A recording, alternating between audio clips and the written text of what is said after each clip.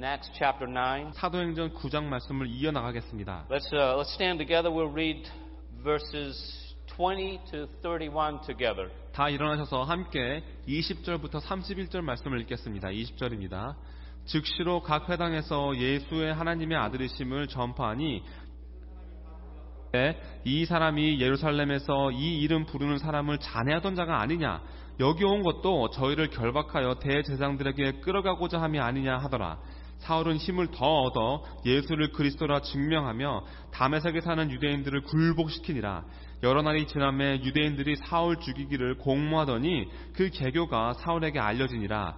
저희가 그를 죽이려고 밤낮으로 성문까지 지키거늘 그의 제자들이 밤에 광주리에 사울을 담아 성에서 달아 내리니라.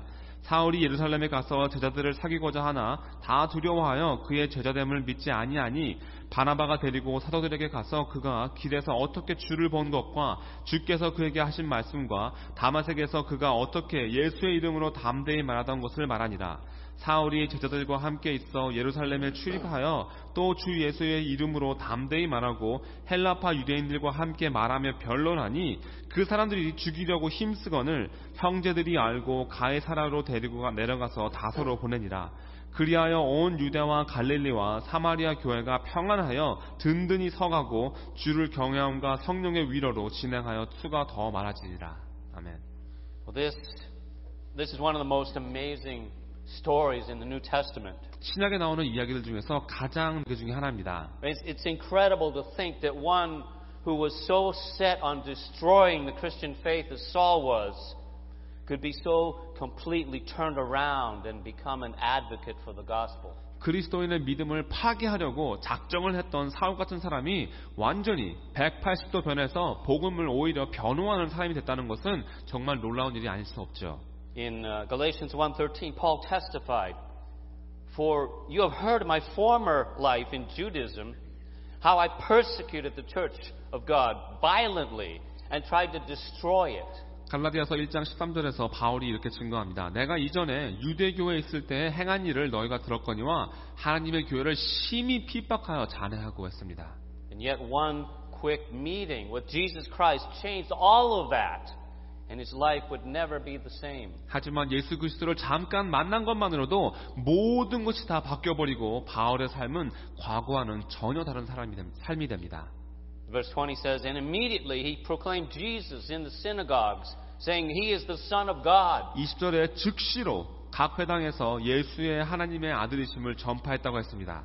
Saul now understood that when he heard the voice of God speaking to him on the road to Damascus, and was blinded by the light of God's glory, that he was speaking to none other than Jesus Christ, the risen Lord and Savior. 사울은 자신이 다메섹으로 가는 길에서 자기에게 말씀하셨던 하나님의 음성을 듣고 하나님 영광의 빛으로 눈이 멀었을 때 자신과 대화를 나누신 그 분이 다름 아닌 부활하신 주 구세자 예수 그리스도심을 그는 깨달은 겁니다. What an amazing revelation this was to him, which immediately caused him to become a fearless follower of Jesus. 너무나도 놀라운 계시였죠. 즉시 바울은 두려움 없이 예수님을 좇는 사람이 되었습니다. Paul also related another fact in Galatians 1, verses 11 and 12, saying, "For I would have you know, brothers, that the gospel that was preached to me by me is not man's gospel. For I did not receive it from any man, nor was I taught it. But I received it through a revelation of Jesus Christ." 갈라디아서 1장 11절과 12절에 보시면 바울이 또 다른 사실을 말해줍니다. 형제들아, 내가 너희에게 알게 하노니 내가 전한 복음이 사람의 뜻을 따라 된 것이 아니라 이는 내가 사람에게서 받은 것도 아니요 배운 것도 아니요 오직 예수 그리스도의 계시로 말미암은 것이라. What was revealed to Saul was received directly from Jesus, and it was what he preached to the Jews. 바울이 받았던 그 계시는 예수님께서 직접 주신 계시였고 그는 바로 그 계시를 유대인들에게 전파합니다. And no one could believe their ears when they heard him preach favorably about Jesus. 바울이 예수님의 편을 드는 말씀을 전하고 있을 때 사람들은 자신들의 귀를 믿을 수가 없었습니다. Like they didn't know how to process in their minds this unimaginable change in Saul. 이렇게 상상도 할 수 없을 정도로 바울이 변한 것을 보고 그들은 이 머리로 그걸 이해할 수가 없었던 거죠. Everyone questioned this turn of events. 그래서 모든 사람들이 바울을 의심합니다. Verse 21 says, And all who heard him were amazed and said, Is not this the man who made havoc in Jerusalem of those who called upon this name? And has he not come here for this purpose, to bring them bound before the chief priests? 21절에 보시면 듣는 사람이 다 놀라 말하되 이 사람이 예루살렘에서 그 이름 부르는 사람을 잔해하던 자가 아니냐, 여기 온 것도 저희를 결박하여 대제사장들에게 끌어가고자 함이 아니냐 하더라. How can this be that someone so purposed to destroy Christians could become one? 어떻게 이런 일이 있을 수 있을까요? 그리스도인들을 다 잡아 없애려고 작정했던 그 사람이 어떻게 그리스도인이 될 수 있었을까요? The Lord has a way of changing a person's heart, doesn't He? 이렇게 주님은 놀라운 방법으로 사람의 마음을 바꾸시는 겁니다. In fact, only God can change a heart. 사실 사람의 마음을 바꿀 수 있는 건 하나님밖에 없습니다. You know, you and I cannot change each other's heart. 여러분이나 저는 서로의 마음을 바꾸지 못한다는 말입니다. We can reason with one another, but we cannot change each other's hearts. 서로 말로 논쟁을 할 수는 있겠지만 서로의 마음을 바꿀 수는 없습니다. But God can. 하지만 하나님은 하실 수 있습니다. God can do the impossible. 하나님은 불가능한 일을 이루시기 때문이죠. I'll tell you a quick story. 제가 짧은 이야기를 하나 해드리겠습니다. Years ago, my sister became a Christian, and her husband divorced her. 예전에 제 여동생이 그리스도인이 되었을 때 그녀의 남편이 이혼을 해버렸습니다. They had no children together, and they were only married for a short time. But he wanted nothing to do with Jesus because it would interfere with his life's plans for success. 서로 자녀도 없었고 결혼한 지도 얼마 안 됐었는데 그는 예수님의 그 어떤 것도 원하지 않았습니다. 왜냐하면 성공하고 싶은 자신의 그 계획에 방해가 되기 때문이었습니다. Then some years later, my sister met an older man, a much older man, who was an elder at her church. 몇 년 후에 제 여동생은 나이가 많으신 훨씬 더 많으신 남자분을 만났고 그분은 교회의 장로님이셨습니다. He was 19 years older than her. 제 여동생보다 19살이나 많으신 분입니다. She wanted to marry him, 여동생은 그분과 결혼하고 싶었습니다. but she wouldn't do it without my approval, as I was her much older brother, and she greatly respected me. 하지만 제가 오빠고 저를 굉장히 많이 존경했기 때문에 제 허락 없이는 결혼하지 않을 생각이었죠. And so she prayed for me, 그래서 저를 위해 기도했습니다. and I flatly told her that you're crazy. 저는 딱 잘라서 제정신이 아니라고 말해버렸습니다. How can you marry someone who's 19 years older than you? 어떻게 19살이나 많은 남자랑 결혼을 할 수 있습니까? I thought this man was just trying to take advantage of her. 오히려 저는 이 남자분이 제 동생을 이용하려 하는구나 생각했습니다. He'd been divorced himself. 그분도 이혼하신 분이었기 때문입니다. So I went and I met with the man. 그래서 제가 가서 그분을 만났죠. And I wanted to put him to the test. 그분을 시험해 보려고 했습니다. And actually, I wanted to send him on his way. But I discovered, though, that as I interacted with him face to face and learned about his life and his faith, that he was one of the most committed and passionate Christians I'd ever met.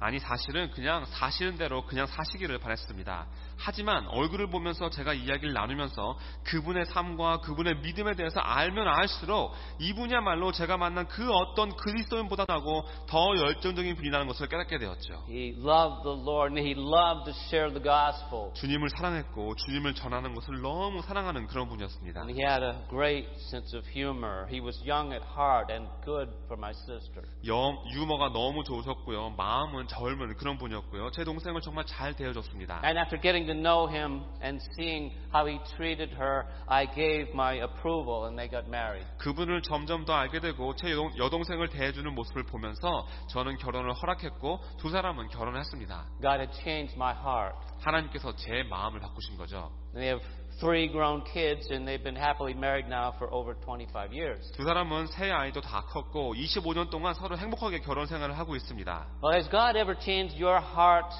your mind on anything major? 어떤 중요한 것을 놓고서 하나님께서 여러분의 마음을 바꾸신 적이 있습니까? Or maybe you're just too stubborn. 아니면 여러분들 그냥 고집 부리고 계신 거 아닙니까? Well, he certainly changed Saul, didn't he? 하나님께서 사울의 마음은 완벽하게 바꿔주셨습니다. And there's no logical explanation for it other than the fact that Saul personally met the Lord and was fully convinced that Jesus was God the Son. 다른 논리적인 설명이 없습니다. 그냥 사울이 주님을 개인적으로 만났고 예수님이 성자 하나님이심을 그가 완전하게 믿게 되었다는 사실만을 우리가 알 뿐이죠. He had a personal, life-changing revelation from Jesus Christ. 말하자면 예수님께서 그에게 그의 삶을 완전히 바꿔놓은 계시를 주신 겁니다. No other explanation for it. 그거 말고는 다르게 설명을 할 수가 없는 겁니다. And Saul was not some wishy-washy pew sitter who would just sit on the sidelines and do nothing for the kingdom. 또 사울은 우유부단하게 그냥 의자에 가만히 앉아서 말씀만 듣는 왕국을 위해서 아무 일도 안 하는 그런 사람이 아니었습니다. Saul was not one of those mothball Christians who just sit around and take up space. 사울은요, 말하자면 아무것도 안 하는 좀약 같은 그리스도인이 아니었습니다. 자리만 차지하고 그 자리에 그대로 있는 좀약 말입니다. He went out and about and he shared Christ. 사울은 나가서 일을 다니면서 그리스도를 찾았습니다. Are you a mothball Christian? 혹시 여러분은 좀약 그리스도인이신가요? Do you know what that is? 좀약이 뭔지 아시죠? I got this idea from Pastor Steve Cole. 제가 스티브 콜라는 목사님에게서 배운 겁니다. Did you know that the U.S. Navy maintains hundreds, what they call the mothball fleet? 여러분들, 미국 해군은요, 이 좀약 함대라고 부르는 수백 개의 배를, 그 체제를 유지하고 있는 거 아십니까? They keep hundreds of inactive ships afloat and fully operational just in case they need to be reactivated. 성능과 작동에 아무런 문제가 없는, 하지만 휴지 상태인 수백 척의 배를 물 위에 그냥 띄워놓은 겁니다. One of the 18 locations they're kept is right here in the Puget Sound area near Bremerton. 혹시 재가동시켜야 할 상황을 대비하는 거죠. 그래서 좀약 함대를 예비 함대라고도 부릅니다. 이런 예비 함대가 18곳에 있는데 그 중에 하나가 바로 이거 퓨젯 사운드 브레멜튼 쪽에 있습니다. You've probably seen them as you've been driving on the highway there. 여러분들 그 길을 다니시면서 그 배를 보신 적도 있을 겁니다. There's aircraft carriers, dozens of submarines, frigates, and numerous supply ships. 항공모함도 있고요, 잠수함도 몇 대나 있고, 호위함도 10대가 넘고요, 보급선들이 아주 많이 있습니다. They're all part of the Navy's inactive fleet. 전부 다 해군이 지금 사용하지 않는 휴지 선단의 한 일부입니다. These ships are just anchored there in the harbor, doing nothing. 이런 배들은 항구에 닻을 내리고서는 아무것도 안 하고 떠 있는 겁니다. And they require a lot of maintenance to keep them from rotting and rusting. 게다가 이 배들이 부식되고 녹슬지 않게 하려면 정비를 정말 많이 해야 됩니다. And it's just like many Christians in our churches today who do nothing but sit in church and complain all the time and use up the church's resources. 오늘날 우리 교회들의 많은 그리스도인들이 이와 같습니다. 아무것도 안 하고 그냥 교회에 가만히 앉아서 항상 불평만 하는 겁니다. 교회의 재원만 낭비합니다. They need maintenance all the time, especially if they have a perceived need. 항상 정비를 해줘야 되는 그런 그리스도인들입니다. 특히 자기들에게 뭐가 필요하다 생각하는 상태라면 더더욱더 더 많은 정비를 요구합니다. They don't even go to the Lord for the need. 그 필요를 놓고 주님께 가는 것도 아닙니다. They become such a drain on the church because they do nothing to serve the Lord. 아무런 주님을 위한 섬기는 일을 하지 않기 때문에 교회의 힘을 쭉쭉 빼가는 그런 분들입니다. Are you part of the inactive fleet of mothball Christians? 여러분도 이런 좀약 그리스도인, 좀약 함대에 속하신 분이십니까? This is well known today as the Pareto principle. It's also called the 80-20 rule or the law of the vital few. 오늘날 우리가 잘 알고 있는 파레토 원리라고도 하고요. 80-20의 법칙 또는 필수 소수의 법칙이라고도 부르는 그런 법칙입니다. Have you heard of this? 들어보신 적 있으신가요? It states that roughly 80% of the effects come from 20% of the causes. 이 원리는요. 어떤 결과의 약 80%가 20%의 원인 때문이라는 그런 법칙입니다. Most pastors understand this. 예를 들면 대부분의 목사님들은 이걸 잘 알고 계실 겁니다. The people do 80% of the work 전체 교인의 20%가 교회 일의 80%를 하고 있는 겁니다. and give 80% of the money. 또 80%의 헌금도 그 20%가 합니다. So are you part of the 20% or the 80%? 그렇다면 여러분은 20%에 속하신 분이십니까? 아니면 80%에 속하신 분이십니까? D.L. Moody said, if you don't go to work for the Lord because you're afraid of making mistakes, you'll probably make the greatest mistake of your life, that of doing nothing. D.L. 무디가 실수하는 것이 두려워서 주님을 위한 일을 하지 않으신다면 당신은 당신 인생 최대의 실수를 하고 있는 겁니다. 바로 아무것도 안 하는 실수입니다.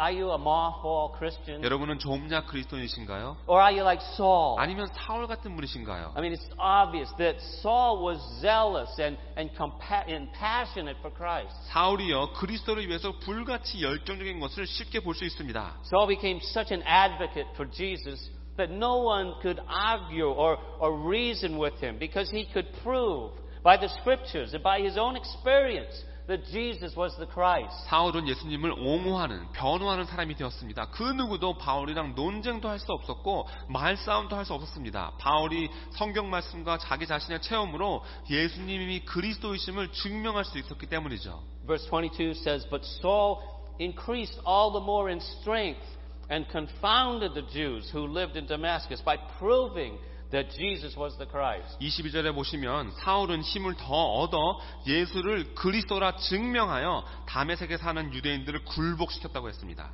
Saul's willingness to serve the Lord was the main reason he increased all the more in strength. 사울은요 이렇게 주님을 섬기고자 하는 마음, 자원하는 마음이 있었기 때문에 점점 더 힘을 얻게 된 겁니다. When we endeavor to serve others, God increases even more strength to us. 이와 마찬가지로 우리도 다른 사람들을 섬기려고 하면 그리고 애쓰면 하나님께서 우리에게 더 많은 힘을 주십니다. So Saul confounded the Jews in Damascus. 자 여기서 사울이 다메섹에서 유대인들을 굴복시켰다고 했습니다. And God equipped him well. 하나님께서 사울을 아주 잘 무장시켜 주셨죠.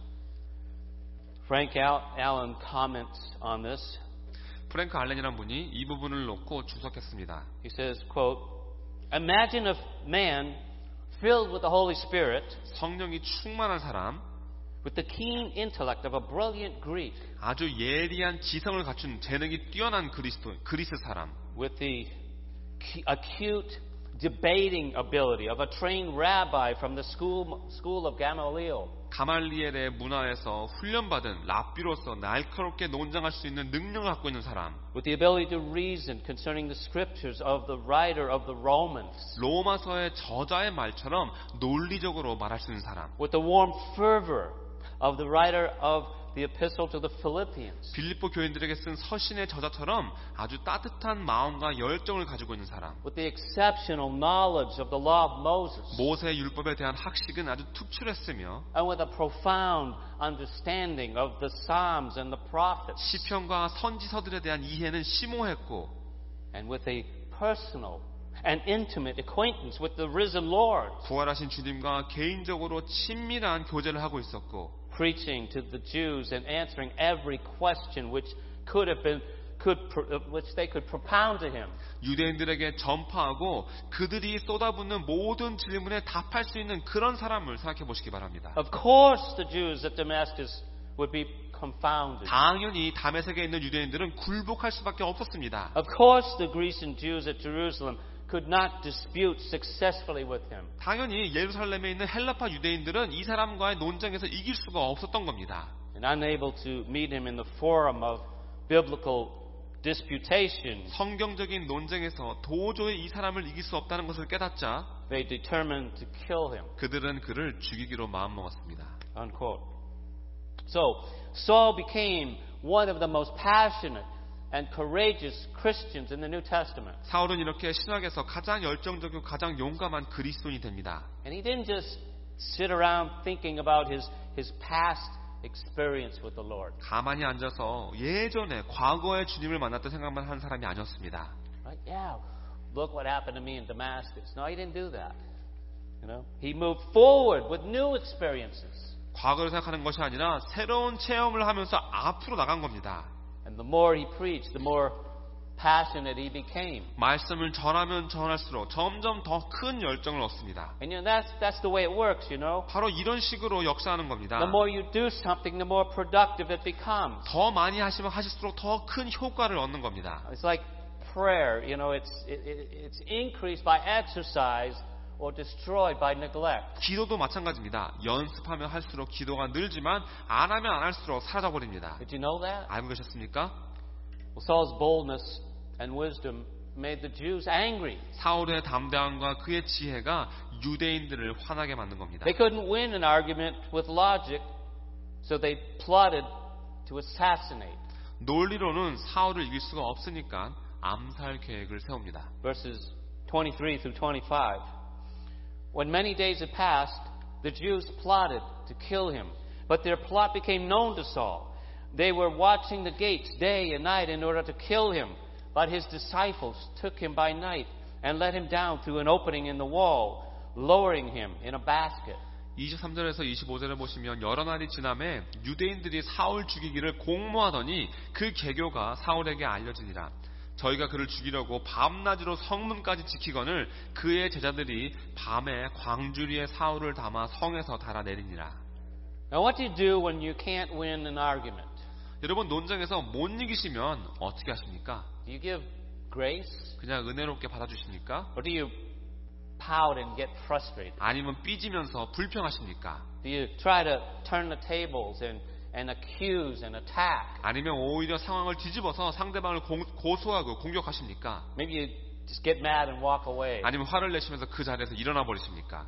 But you don't plot to kill. 아무리 그래도 죽일 음모를 하진 않죠. Hope.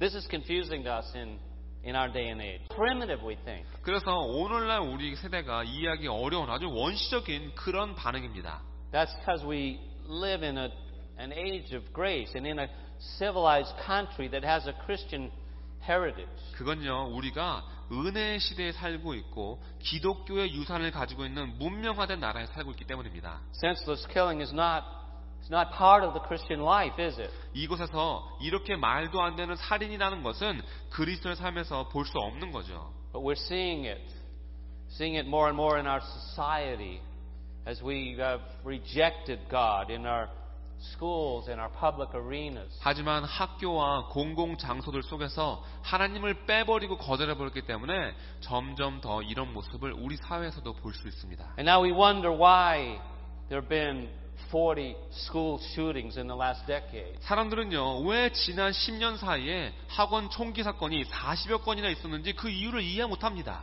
This is more prevalent. It's often the way of life in Muslim countries. 이건 주로 이슬람교도의 나라에서 볼 수 있는 그런 모습인데 말이죠. If you don't believe what they tell you to believe, you're subject to death or torture, severe persecution. 그들이 믿으라고 가르치는 것을 믿지 않으면 여러분은 죽거나 고문을 당하거나 끔찍한 핍박을 당합니다. The devil's very clever in knowing how to keep people in bondage, isn't he? 마귀는요, 사람들을 종으로 묶어놓는 방법을 아주 잘 알고 있고 교활합니다. If you don't agree with someone, just kill him. 그 사람이 여러분에게 동의하지 않으면 그냥 죽이세요. That's what they wanted to do with Saul. 사울을 바로 그렇게 하려고 했던 겁니다.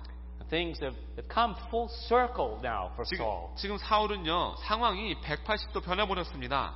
The persecution he was so involved in has now directed now back to him. 그렇게 자기가 열심히 참여했던 핍박을 도리어 이젠 자기가 받게 된 겁니다. Back at him.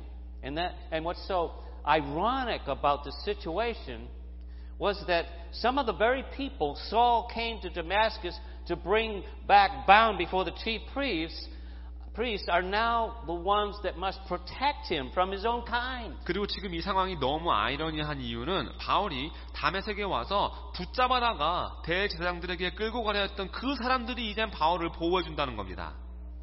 The Jews wanted to kill Saul, so he was helped by the disciples, some of whom he had recently led to the Lord himself. 유대인들이 사울을 죽이고 싶어하자 사울은 제자들의 그리고 그중 몇은 사울이 주님께 인도했던 그런 사람들의 도움을 받습니다. Unbelievable. 믿을 수 없는 일이죠. In the and they let him down through an opening in the wall, lowering him in a basket. They helped him escape. 제자들이 밤에 광주리에 사울을 담아 성에서 달아내려서 도망칠 수 있게 도와줍니다. So in verse 26, Saul travels to Jerusalem. 자, 26절에 보시면 이번엔 사울이 예루살렘으로 갑니다. And we don't know exactly how much time elapses between verses 25 and 26. 그리고 25절과 26절 사이에 얼마만큼의 시간이 지났는지는 모릅니다. Most commentators think it's 3 years based on Paul's comments from Philippians 1. 단지 빌립보서 1장에서 바울이 했던 말 때문에 대부분의 주석가들은 3년이라고 생각합니다. But when he had come to Jerusalem, he attempted to join the disciples, and they were all afraid of him, for they did not believe that he was a disciple. 아무튼 사울이 예루살렘에 왔을 때 제자들을 사귀고자 하나 다 두려워하여 그의 제자됨을 믿지 아니했다고 했습니다. Imagine they thought he was trying to deceive them so he could arrest them or report them to the Jewish authorities. 아마도 사람들은 바울이 자기들을 속이는 거라고 생각했겠죠. 그래서 다 잡아다가 유대인 권세가들에게 끌고 가려 한다고 생각했을 겁니다. I mean, it's quite possible that some of them may have experienced or had friends or relatives that experienced Saul's past persecution there. 실제로 이해할 수 있는 그런 부분입니다. 왜냐하면 사울의 이런 핍박을 경험한 사람도 있을 테고 친구나 친척들이 사울의 예전의 핍박을 받은 사람이 있을 수도 있었기 때문이죠. They just didn't trust him. 도저히 사울을 신뢰할 수가 없었던 겁니다. Would you? 여러분이라면 믿겠습니까? When someone comes to the Lord from a very dark past life, are we quick to help them, or do we easily condemn them for their past? 과거에 아주 어두웠던 사람이, 어두운 과거를 가지고 있던 사람이 주님께 나왔을 때 우리는 금방 가서 도와줍니까? 아니면 아주 쉽게 정죄해버립니까? I work in ministry where my goal is to see the Lord change the hearts of men who have done some very bad things. 저는 감옥 선교를 합니다. 그리고 그 감옥 선교의 제 목표는 주님께서 이 남자들의 마음을 바꿔주시는 것을 제가 보게 되는 겁니다. 정말 이분들은 나쁜 일들을 하신 분들인데요. I have many stories of men who have done horrendously violent crimes. 너무나도 끔찍한 그런 난폭한 범죄를 저지른 분들의 이야기를 제가 많이 알고 있습니다. But for the most part, the ones I meet regularly, they've been incarcerated for things like drug-related crimes and domestic violence or break-ins or some felony other than that. 하지만 대부분 제가 만나는 분들은 마약에 관련된 사건이나 가정폭력이나 강도 등 여러 가지 범죄로 감옥에 갇힌 그런 분들입니다. What would happen if one of these men or women got saved and came into our church? 그런데 여러분들, 이런 분들 중에 한 분이, 어떤 남자분이나 여자분이 구원을 받고서는 우리 교회에 온다면 어떨까요?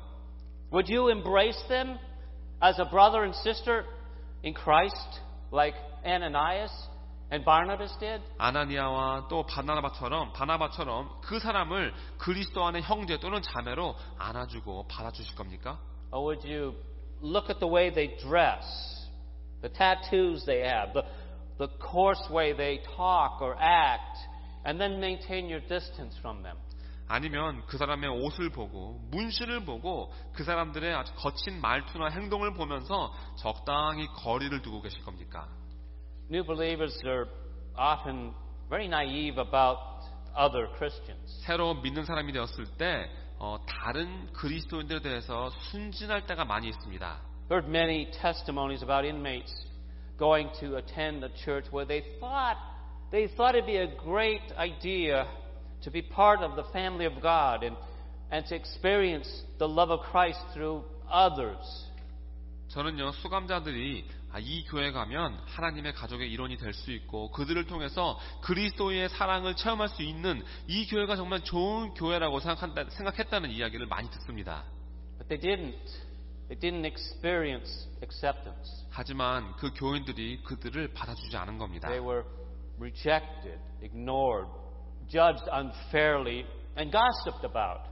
거절받고 무시받고 불공평한 취급을 당하고 사람들이 그들에 대해서 험담한 겁니다. They saw jealousy and rivalry in the church. 그뿐 아니라 교회 안에서 시기도 보고 경쟁도 보게 됩니다. And they witnessed strife and complaining over minor issues, and they were not prepared for it and fell away. 아무것도 아닌 일에 서로 다투고 불평하는 교회를 보고 이런 일들을 예상하지 못했던 그들은 그냥 멀어져 가는 겁니다. Now, if a Saul type person came into our midst, how would you react? 사울 같은 사람이 우리 예배에 온다면 여러분은 어떻게 하실 겁니까? Would you think, well, just let someone else befriend them, like the pastor or his wife? 다른 사람이, 목사님이나 사모님이 그 사람한테 가서 친구해주겠지라고 생각하십니까? You know, we find it easy to accept those who are most like ourselves, don't we? 우리는요, 자기 자신과 가장 비슷한 사람들을 쉽게 받아들입니다. But when we run into someone who is so much different, we're quick to judge, and we forget about treating them the way the Lord treats us, with mercy and grace. 하지만 우리랑 아주 다른 사람을 만나게 되면 우리는 쉽게 판단해버리고 주님께서 우리를 은혜와 자비로 대해주신다는 것처럼 우리도 그들을 대해야 한다는 그 사실을 잊어버리는 겁니다. What would have happened if what would have happened to Saul if no one took him in? 만약에 아무도 사울을 받아주지 않았더라면 사울이 어떻게 됐을까요? We have a great example in the man called Barnabas. 여기 보시면 바나바라는 사람이 아주 좋은 예로 나옵니다. We've already read about Barnabas in Acts chapter 4. 사도행전 4장에서 이미 바나바에 대해서 읽었습니다. He was referred to as the son of encouragement by the apostles. 바나바는요, 사도들이 안위의 아들 권위자라고 불렀던 사람입니다. And now we'll see why.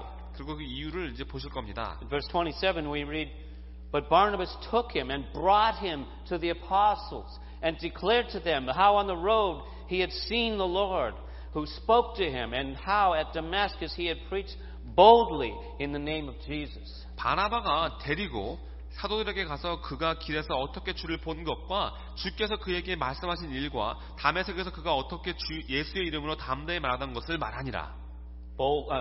Barnabas did not fear Saul, did he? 바울은 사울을 두려워하지 않았습니다. 그죠? He was a man of faith who trusted God. 그는 하나님을 신뢰했던 믿음의 사람이었기 때문입니다. And what do you have to fear if you trust the Lord? 여러분이 주님을 신뢰하신다면 무엇을 두려워하겠습니까? Barnabas would later become a co-laborer with Saul for the kingdom. 그리고 바나바는 나중에 실제로 하나님의 왕국을 위해서 사울과 함께 역사합니다. And we can learn so much from Barnabas as he always tended to err on the side of acceptance and encouragement. 바나바를 통해서 우리가 많은 것들을 배울 수 있는데요. 왜냐하면 바나바는 항상 받아주고 용기를 주는 그런 기회를 제공하는 사람이었기 때문입니다. And he knew that if a young believer needed to have his rough edges smoothed out, the Lord would take care of that over time. And he gave every opportunity for the person to prove himself. 바나바는 어린 들쭉날쭉한 날카로운 부분이 있어도 주님께서 시간이 흐를수록 다 부드럽게 만들어준다는 것을 알고 있었습니다. 그래서 바나바는 항상 그 사람이 스스로를 증명할 수 있는 모든 기회를 주는 그런 사람이었습니다. He was a true encourager. 정말로 진정한 권위자였습니다. So Paul picked up in Jerusalem where he left off in Damascus. Preaching about Jesus Christ. 사울은 다메섹에서 다 하지 못한 다메섹에서 다 하지 못했던 예수님의 말씀을 전하는 그 일을 다시 시작합니다. 예루살렘에서. Verse 28. So he went in and out among them at Jerusalem, preaching boldly in the name of the Lord. 사울이 제자들과 함께 있어 예루살렘에 출입하여 또 주 예수의 이름으로 담대히 말하고. Notice Paul didn't preach about moral issues. The law, or trying harder, or being better. 사울이 도덕적인 문제를 놓고 가르치거나 율법이나 더 열심히 해라, 더 나은 사람이 되라고 가르친 것이 아닙니다. Preach the gospel of Christ, the good news. Jesus is the living, risen Lord. 사울은 그리스도의 복음, 예수님이 부활하신 살아계신 주이심, 그 좋은 소식을 가르쳤습니다. And he was willing to do this anywhere, at any opportunity. 사울은 어딜 가든지 기회만 있으면 그 말씀을 전할 그런 자원하는 마음을 가지고 있었습니다. Don't think that you're going to do missions work or evangelism somewhere else in the future if you're not willing to do it here and now where God has put you. 여러분, 지금 하나님이 허락하신 이 자리에서 주님의 말씀을 전할 마음이 없는데 나중에 선교 역사를 하겠다 또는 미래에 어딘가 가서 전도를 할 것이라 생각하지 마십시오. Location isn't the issue. 장소가 문제가 아니기 때문입니다. It's the heart. 마음이 문제죠. If you can do it here, God may convince you and equip you to do it somewhere else. But if you're a mothball Christian here, don't think that you're going to be a ball of fire somewhere else. 지금 여기서 하신다면 하나님께서 여러분이 어디로 가서도 하실 수 있게끔 여러분을 강권하시고 무장시켜 주시겠지만 여러분이 지금 여기서 좀약 그리스도인이시라면 다른 어떤 곳에 가서도 뜨거운 그리스도인이 될 거라고 생각하지 마십시오. It's not going to happen. 절대 그런 일 없습니다. So now the irony continues. 자, 여기서 계속해서 아이러니한 일이 일어납니다. Who do you think Paul is going to preach to now? 바울이 가서 이제 누구한테 말씀을 전하고 있습니까? Verse 29, he spoke and disputed against the Hellenists, but they were seeking to kill him. 29절에서 바울이 헬라파 유대인들과 함께 말하며 변론하니 그 사람들이 죽이려고 힘쓰건을 했습니다. The Hellenists, remember who they were? 이 헬라파 유대인들 누군지 기억하십니까? They were the ones who had Stephen arrested for preaching Jesus in their synagogues. 회당에서 예수를 가르친다고 스데반을 잡았던 체포했던 그런 사람들입니다. The same Stephen that Saul approved of his death. 사울이 사형을 허가했던 그 스데반 말입니다.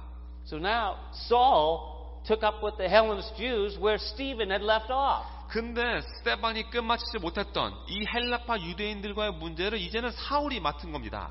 Isn't that amazing how God works? 하나님께서 이런 식으로 역사하시는 건 정말 놀랍습니다. He must have saw that as unfinished business. 사울은요, 이 문제가 자신이 해결해야 될 문제라고 생각한 것 같습니다. You know, Saul is preaching to these same people who wanted Stephen dead, but now they want Saul dead. 사울은요, 스데반을 죽이고 싶어 했던 바로 그 사람들에게 가르쳤던 겁니다. 그러니 이제는 그 사람들이 사울을 죽이려고 합니다. What an irony this was. 얼마나 아이러니합니까? In verse 30, when the brothers learned this, they brought him down to Caesarea and sent him off to Tarsus. 30절에 보시면 형제들이 알고 가이사랴로 데리고 내려가서 다소로 보냈다고 했습니다. It's very interesting that those disciples who had rejected Saul previously and considered him untrustworthy at first are now his brothers and are trying to save his life. 처음에는 사울을 받아주지 않고 믿지도 않았던 제자들이 이제는 형제가 되어서 사울의 목숨을 살리려고 노력한다는 것이 아주 신기합니다. And now he's Tarsus bound. 자, 이제 사울이 다시 다소로 돌아갔습니다. He grew up in Tarsus, which is it was a Hellenist city, and he spoke both Greek and Hebrew. 사울은요, 다소에서 자랐는데요. 헬라파 성에서 그는 그리스 말과 히브리 말을 둘 다 할 수 있었습니다. So guess where they're sending him back to? His home base at Tarsus. 당연히 제자들을 사울을 어디로 보냈을까요? 바로 다소에 있는 고향 본부로 보낸 겁니다. What do you think he'll do there? 사울은 그곳에 가서 뭘 했을까요? So in verse 31, it says, So the church throughout all Judea and Galilee and Samaria had peace and was being built up and walking in the fear of the Lord and in the comfort of the Holy Spirit. It multiplied. 31절에 보시면 그리하여 온 유대와 갈릴리와 사마리아 교회가 평안하여 든든히 서가고 주를 경외함과 성령의 위로로 진행하여 수가 더 많아지니라. Now that's not necessarily because Saul was the universal cause of their persecution. 물론 사울이 모든 핍박의 장본인이어서 이제 그 사울이 없어지자 이렇게 됐다는 게 아닙니다. He may have been one of their prime persecutors, but he wasn't the sole cause of their troubles and distress. 물론 사울이 가장 핍박을 많이 한 사람일 수는 있겠지만 그렇다고 해서 사울이 모든 고통과 문제의 원인은 아닌 거죠. And history also tells us that during that period, a number of things happened. Caiaphas was replaced as the high priest that same year. Caligula succeeded Tiberius as the new Roman emperor. 그게 아니라 역사에 보시면 이런 것을 알 수 있습니다. 그 당시에 여러 가지 일이 일어나는데요. 예를 들면 가야바가 대제사장이 되고 그 해에 칼리굴라가 티베리우스 다음으로 로마 황제가 됩니다. Who was very hostile to the Jews. 근데 칼리굴라라는 이 황제는 유대인들을 아주 심하게 적대시했습니다. So naturally their persecution from the Romans diverted them and restricted them from persecuting the disciples of Jesus. 결국 유대인들은 로마의 핍박을 받느라 예수님의 제자들을 제대로 핍박할 수가 없게 된 거죠. I think the Lord answered their prayers for relief and even threw in the conversion of Saul as a kind of a bonus. 저는요, 주님께서 이 신자들의 기도에 응답을 해주셔서 그들에게 쉼을 주신 거라고 생각합니다. 거기에다가 사울의 개종이라는 보너스까지 주신 겁니다. So Acts chapter 9 began with an overzealous man breathing threats and murder against the disciples of the Lord. 주의 제자들을 대하여 심히 위협과 살기가 등등했던 아주 심하게 열정적인 사람으로 사도행전 9장이 시작됩니다. God used those threats to get the gospel moving around the world. 하지만 하나님께서는 그의 이런 위협들을 오히려 사용하셔서 복음을 전 세계로 퍼뜨리시죠. And then he got that overzealous Saul on the road to Damascus to have a divine revelation of the Lord Jesus. 그뿐 아니라 이렇게 불같은 사울을 다메섹으로 가는 길에서 붙드셔서 주 예수님의 영적인 계시를 줍니다. So although our story began with threats, it ended with peace and comfort, the kind that only comes from God. 그래서 오늘 이야기를 보시면 이야기의 처음은 위협으로 시작됐지만 나중에는 하나님께서만 주실 수 있는 평안과 위로로 이야기가 끝나는 겁니다. And all of us, it reminds all of us as believers, when we have these times of peace, we should use that time to build one another up in the faith and to freely share the gospel. 평강의 시간을 보내고 있는 모든 믿는 사람들, 우리들은 그 시간을 잘 이용해서 믿음 안에 서로 세워주고 자유롭게 복음을 나눠야 됩니다. Which is where the blessings begin. 그럴 때 축복이 시작되는 겁니다.